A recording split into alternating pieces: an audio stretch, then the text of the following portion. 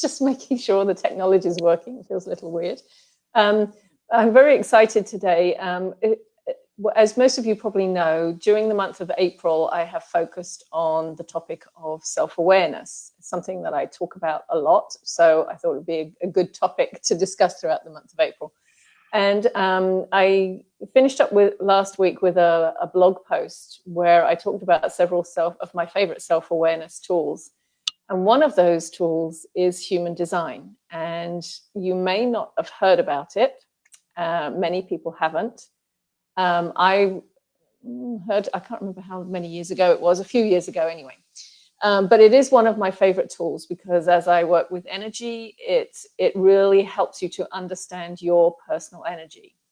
And I asked a colleague and coach who I consulted when I first heard about human design, Nattalee, if she would contribute a piece in the blog post that I wrote about human design, because I think it's so important.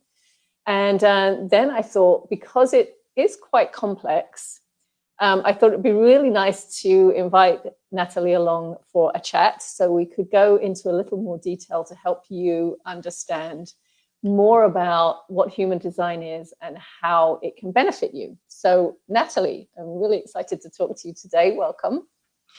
Thank you, Linda. I'm so happy to be here with you. And I really want to acknowledge you to start out with, because I've been on your mailing list, and what a huge contribution that you make. It's just really grounded and solid tips and information and resources for people to really, not just self-awareness, but the self-care, especially for those that are sensitive. So thanks so much for your contribution and for having me today. Oh, thank you, Nattalee. Well, I'm going to read a brief introduction to Nattalee so you know a little bit more about her.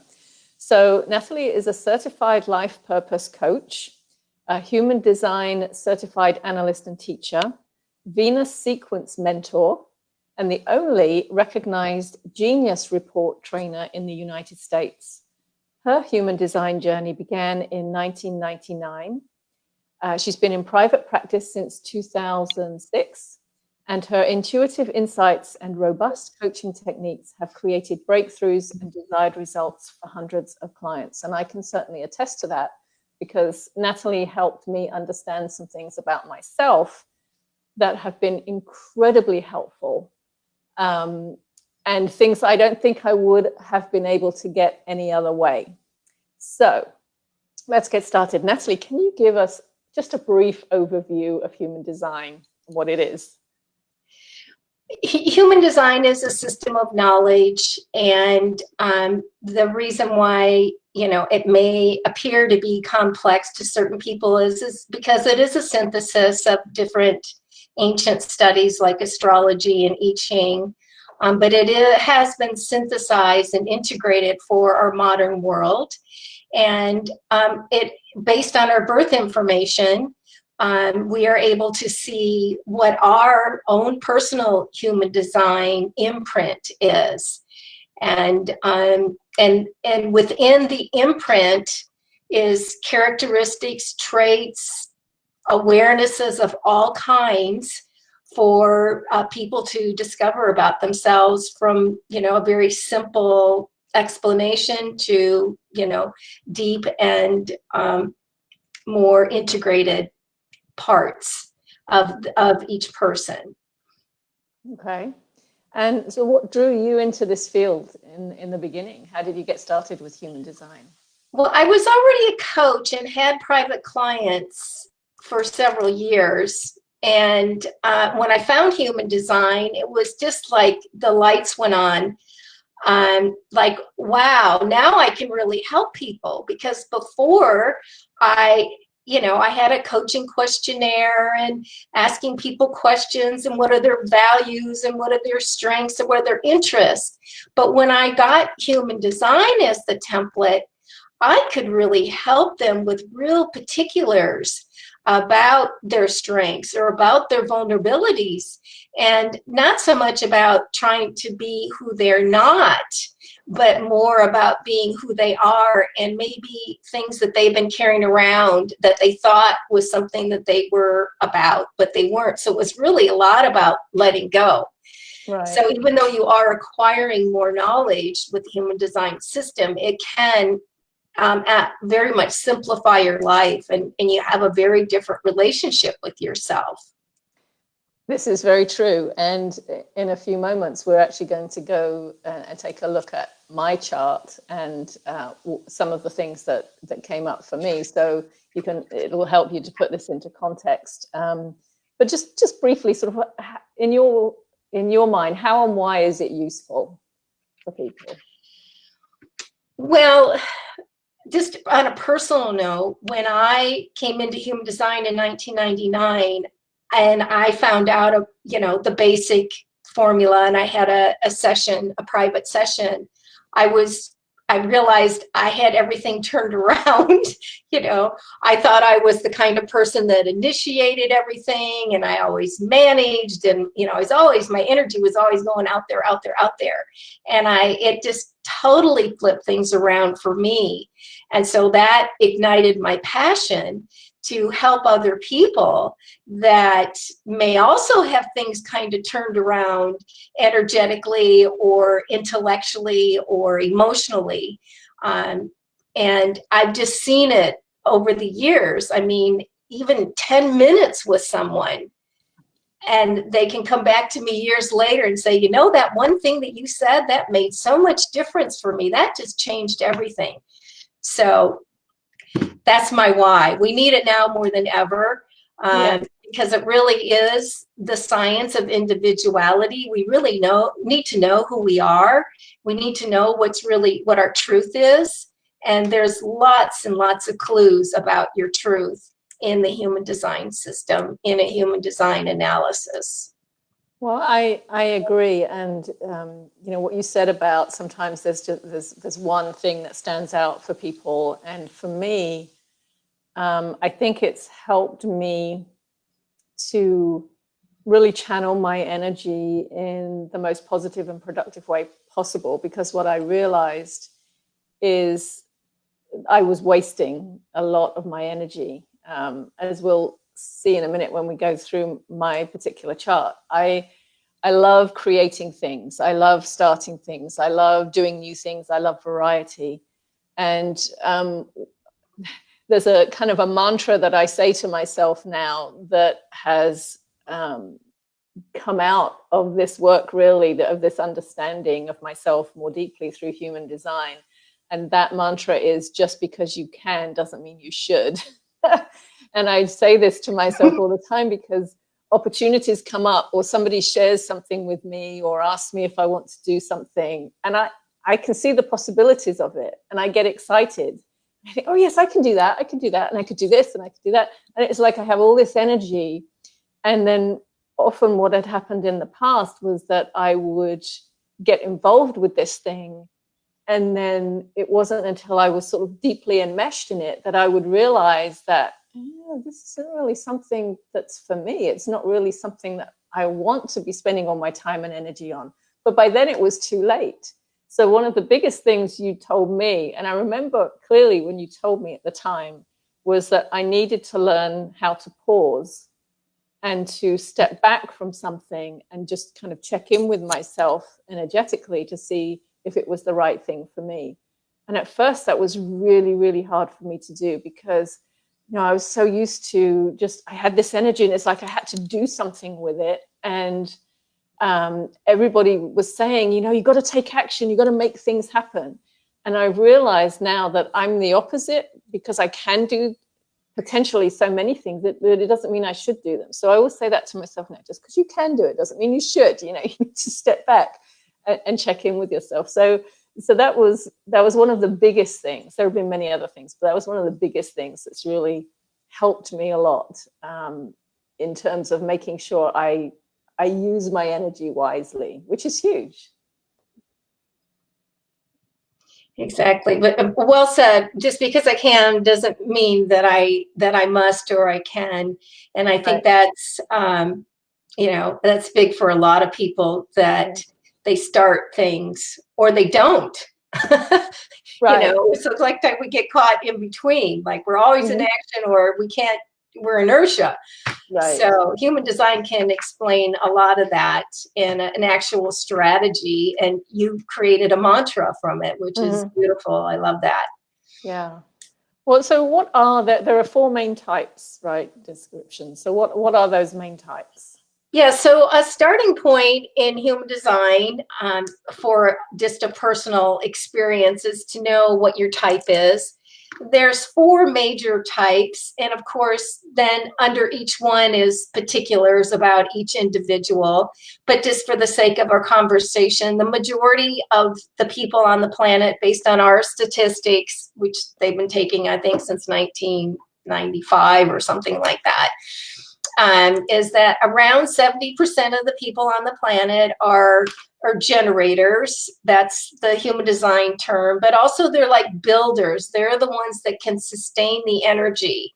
And some of them are just pure generators, and some of them have more of a manifesting aspect to it, like you do. So you and I are the opposite. I'm pure generator, you're manifesting generator. And these are the people that need something to come to them to see if that's really energetically correct. What you were describing is like a lot of us go to our head to, oh, that makes sense, or I should, or I do this Mm. every year or every week, or all the things that, we get these messages, but actually it's like, what's going to be satisfying for me? Is this Yeah. correct for me to use my energy in? Yeah. So that's the main, the majority of the planet. So there's a lot of very busy people and people that have really great energy. But what you described is, where is the correct place for me to give my energy? It could be, cleaning out the closet is like the most satisfying thing you could do. It doesn't Right. matter what it is. It really matters, like, where is the energy connection within you?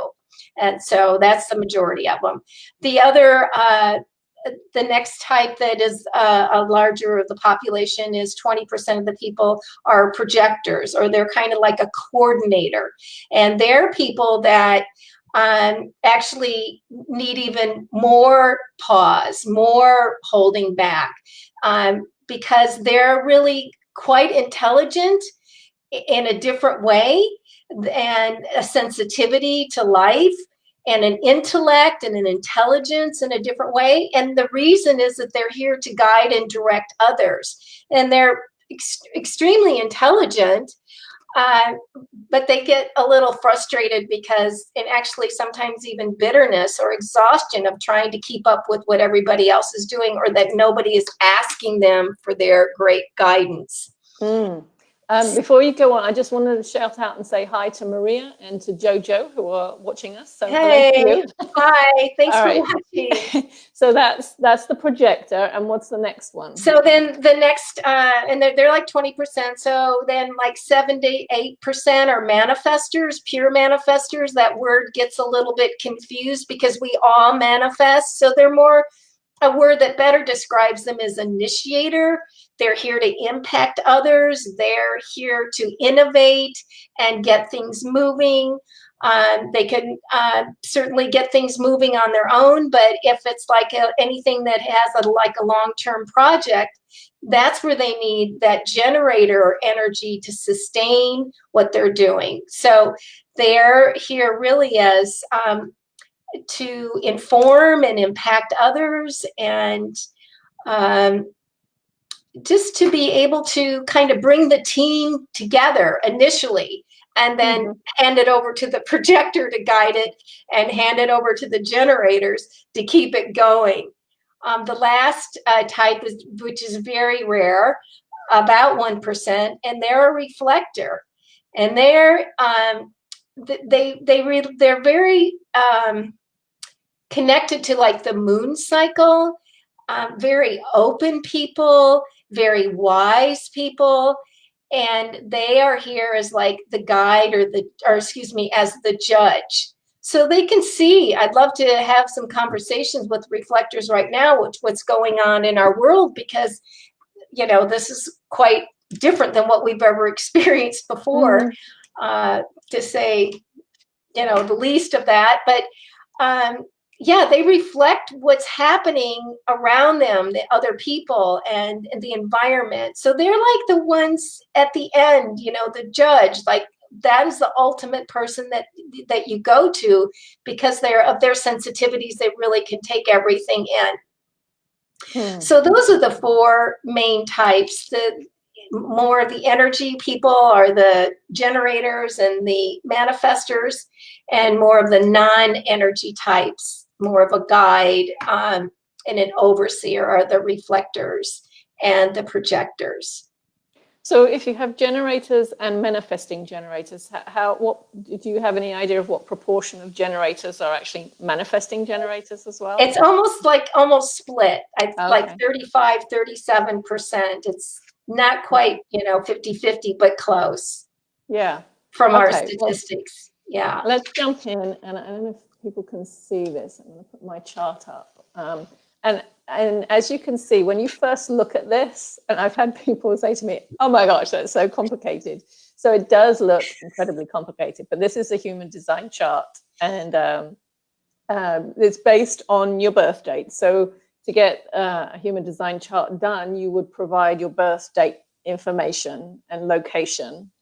And then time. The most important part is the time.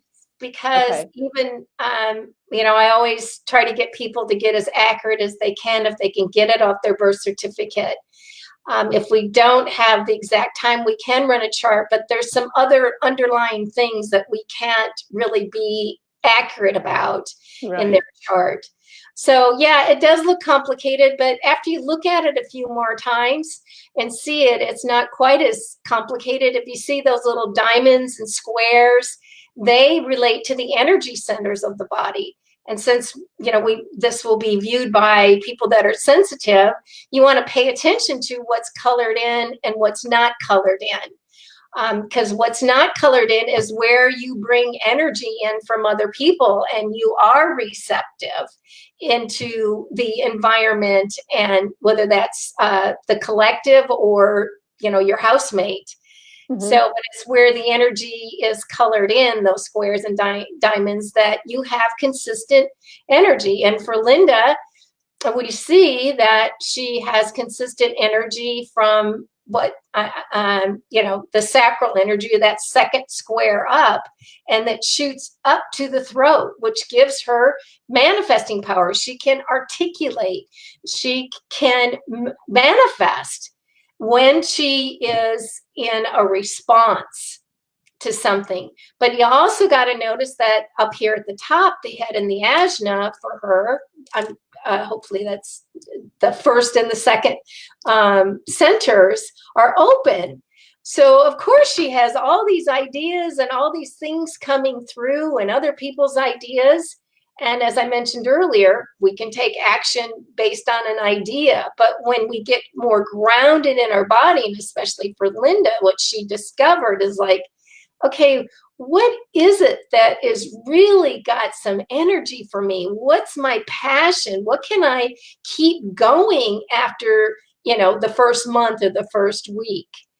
And so that's an important part for her to be aware of. And that's what we discussed. Like, that's the main thing that just jumps off at me, like to really help Linda, or if this was anyone, is to help them understand how that works for them.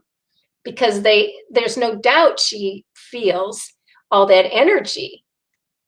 And yeah, it's nobody's ever told us, you know, hey, you know, just because you have it doesn't mean you got to use it.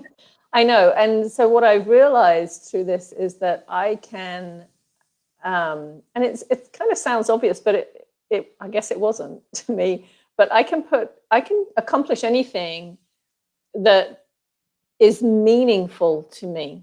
So I can put even if I don't know how to do it, I can figure it out. But if it feels really right for me, I will figure it out. I will do it. I will find a way to do it.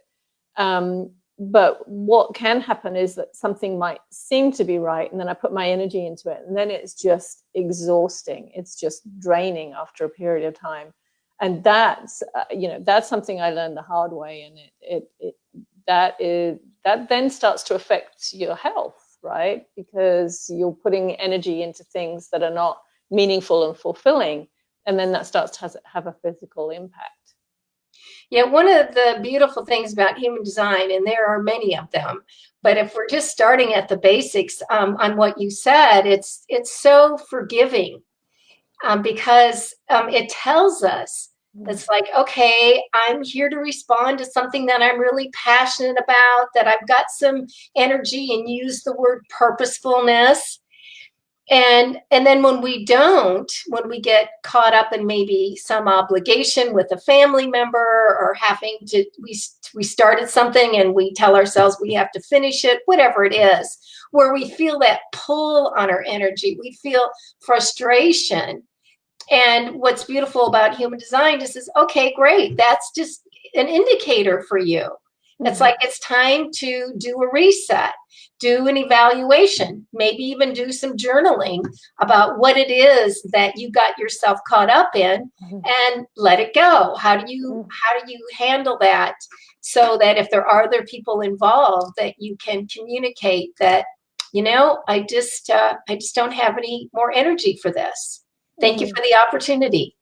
And then, take back your energy. It's not really like giving away your power. I guess some people might say it that way. Because if you have human design as a guidance, you are in power.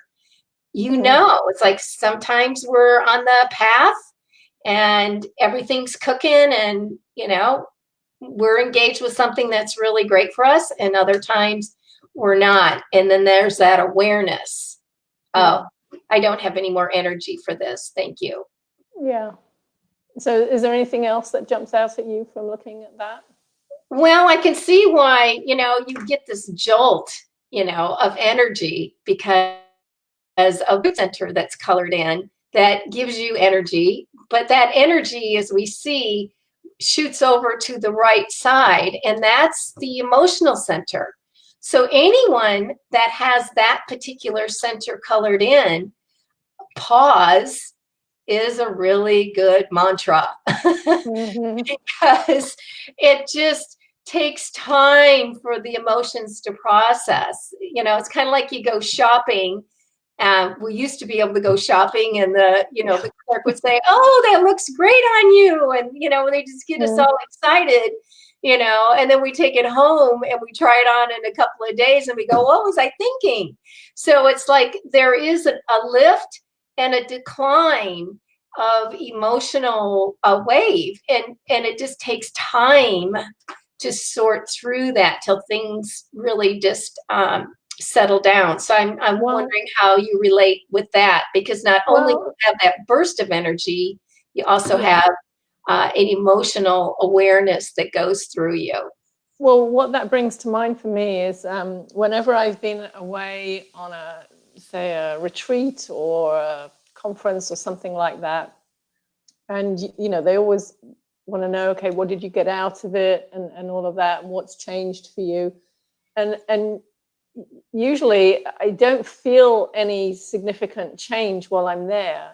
It's not till I get back, and then it's like it's had a chance to process through me, and then the shifts are profound. But what you've just said is I think helped me to understand why that is. It's because I need that time to process the emotions and whatever's going on internally, and then the shift can happen, but it doesn't happen immediately. So that's exactly. Yeah. So when I work with people that have that centered in, I said, well, I'm going to ask you a question, and you may not know the answer to this, but you might know it in a day or two. So I can just imagine, like, you going to, a trade show or a big conference, and it's like all this information and data and people and connections and excitement and all of that coming at you. And it's like, whew, man, you got to swim to the end, get to the shore, and then just wait for the waves to go back, and then see what it is that really surfaces for you as, oh, these are gems. Oh, this is a shift I can make. These are different things that I can pick out from that. But right afterwards, it's just too much. Yeah, and it's good to know that, because, you know, I've often thought to myself, oh, well, there must be something wrong with me because I'm not getting anything, or, you know, I should be feeling something different from what I'm feeling. But like I said, I did learn that it does come later, but I always wondered why that was. And so understanding something like this really helps you to release those expectations that, you know, your experience should be anything different, and to know that this is normal for me, you know. Exactly. And you said it right up front. I thought something was wrong with me. So many people. This is why I say human design is so forgiving. We can let that go. There isn't anything wrong with us. We're just being ourselves. But, you know, we didn't get this information as children. You know, human design is for children. That's what my, you know, teacher used to say all the time. But we have to go through the parents to teach them about it so that the kids can benefit. Can you imagine being raised when, you know, by this, and they'd say, oh, Linda, you just need to, you know, go play outside, or go do, you know, go swing on the swings, go ride your bike, you know, come back and let us know in a little while. Oh, how life would have been different. I can only dream about that. Exactly. So, you know, anyone that has children or grandchildren, I do really affordable sessions, just a recording. So I love helping parents with their children, because it can make such a difference. Even, you know, 4 or 5 little strategies to apply to them. You know, well, and they don't grow up thinking something's wrong with them. It's like, no, my mom, my dad, my grandma always showed me this or told me that about myself. And that is true for me. You know, we calm down when we hear truth. Our shoulders go back. We're warmer. We can relax when we feel our truth, versus all being, you know, tight and tense, and, you know, even in the brain thinking something's wrong with me. That is so true. That is so true. So many, as you know, many of the people I work with, as well as myself, are highly sensitive and empathic. And so I've often wondered, well, I certainly feel that human design has helped me, because for highly sensitive people, we need to understand and learn how to manage our energy more effectively. I just wondered if there was, you know, really a connection or more of a benefit for those who are highly sensitive or empathic to use human design, or to have an understanding of it. Do you have any thoughts on that? Well, I happen to be an empathic and highly sensitive as well. I think that's probably why we connected. It can explain so much for the highly sensitives. You know, there's certain, certainly, as I mentioned earlier, anywhere where the center is white or open, you are going to be, you know, picking up from your environment, from the people that you're around. And just knowing that, not just both on the general and also more specifically to each person, there's, you know, certain things that are colored in that tell me someone that is very psychic and sensitive. So it's just knowing that about yourself, that you don't have to think there's something wrong with you, and that there are, you know, the self-care tips that you're so generous to give people, and just learning each person what works for them. But, you know, when I came to human design, you know, like you, it just explained so much for me about my sensitivities and what I can do to not be so at effect at my sensitivities. And also, you know, like, let's just take the bottom center that you have that colored in. Just one more thing. Yeah, that bottom center, that that's colored in kind of brownish color, like that's the adrenals. That is the root center of the body. And so you have it colored in, you can handle stress better than someone who doesn't have it colored in. I do not have it colored in. I can get really anxious and my nervous system. And so, you know, like before this call, it was like, oh God, I was already feeling it. But once I got into it and I knew some tools to do for grounding and what I could do to, you know, to not feel the anxiousness. So we can go into each one of those centers when we talk to sensitive people and describe some of the things that they may experience and what they can do about it.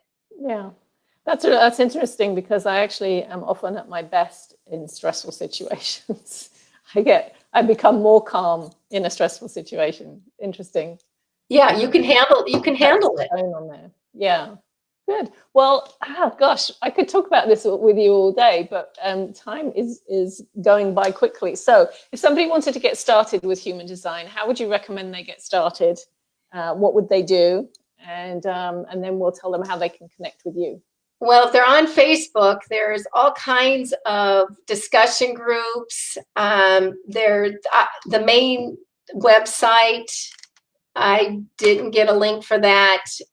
Maybe I can put that in afterwards. Yeah, we can put any links in the comments afterwards. Okay, so the jovianarchive.com, Jovian, Jovian, archive, I think it's archive, so we'll put the link in, .com. That is the main website for the human design study, but even if you just want it for your own personal use, you don't want to study, you can get a free chart, you can get free reports. There's so much online right now for just the beginning part.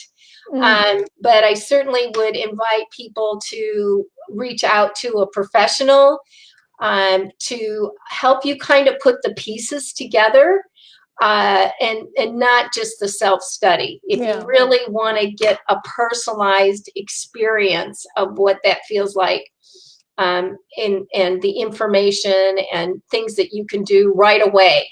Like you had a little breakthrough today, a couple of them. Right. Well, you know, I recommend like in 2009 or 2008. Right. It was a long time ago. It never ends. It's endless.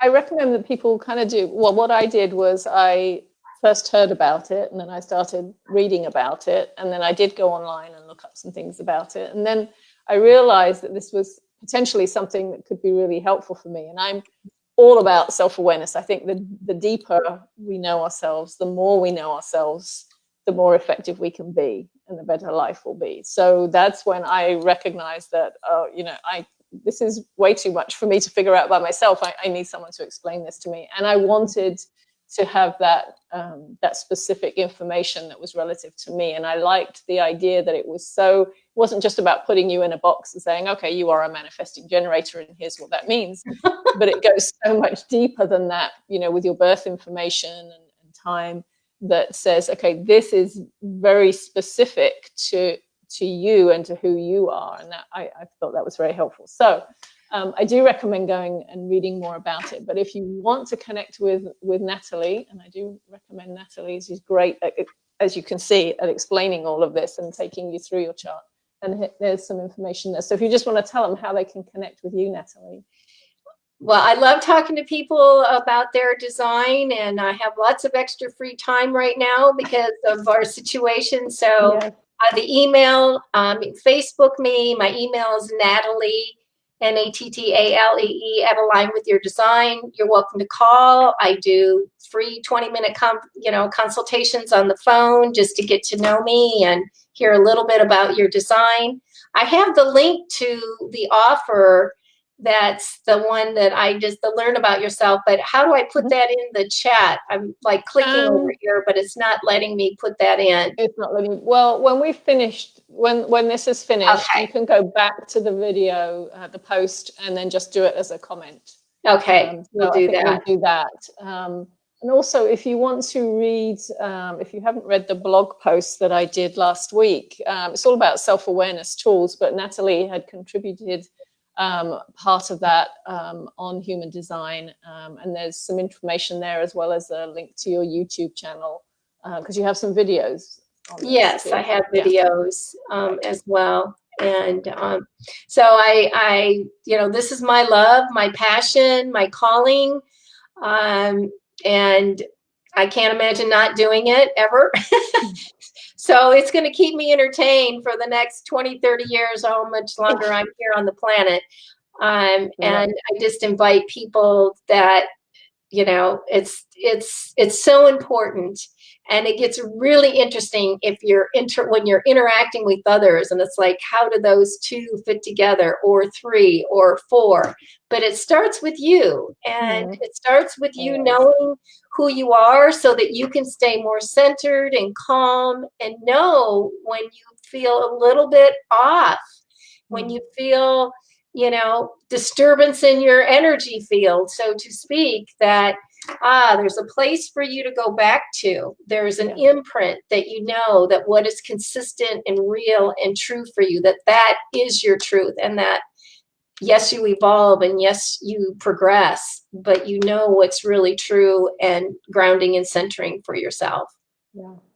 Well, I highly encourage people to, if this is of interest, to learn more about it, because you'll learn a lot more about yourself in the process. So, Nattalee, thank you so much for coming on and telling us more about human design and talking through my chart. I think that will help people understand it, you know, a little more effectively, to see it actually what it looks like in a chart and what that means for somebody. So, yeah, reach out to Nattalee if you have any questions, and take a look at her YouTube channel. And we'll put all the links in the chat afterwards if you want to go back and look at anything. So, Nattalee, again, thank you so much.